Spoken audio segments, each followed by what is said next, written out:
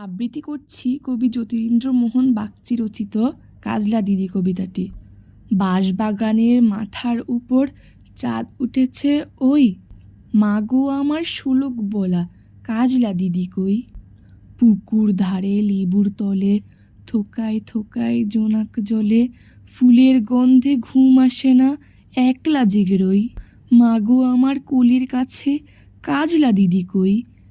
সেদিন হতে কেন মার দিদিকে না ডাকো, দিদির কথায় আঁচল দিয়ে মুখটি কেন ঢাকো।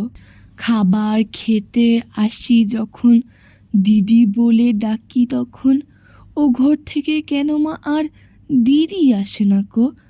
আমি ডাকি তুমি কেন চুপটি করে থাকো। বলো মা দিদি কোথায় গেছে, আসবে আবার কবে। কাল যে আমার নতুন ঘরে পুতুল বিয়ে হবে, দিদির মতো ফাঁকি দিয়ে আমিও যদি লুকিয়ে গিয়ে, তুমি তখন একলা ঘরে কেমন করে রবে। আমিও নাই দিদিও নাই, কেমন মজা হবে। ভুঁই চাপাতে ভরে গেছে শিউলি গাছের তল, আরাস নেমা পুকুর থেকে আনবি যখন জল। ডালিম গাছের ফাঁকে ফাঁকে বুলবুলিটি লুকিয়ে থাকে, উড়িয়ে তুমি দিও না মা ছিঁড়তে গিয়ে ফল। দিদি এসে শুনবে যখন বলবে কি মা বল।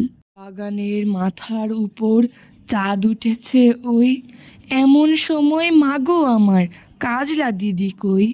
লেবুর ধারে পুকুর পাড়ে ঝিঝি ডাকে ঝোপে ঝাড়ে, ফুলের গন্ধ ঘুম আসে না তাই তো জেগে রই। রাত্রি হলো মাগো আমার কাজলা দিদি কই।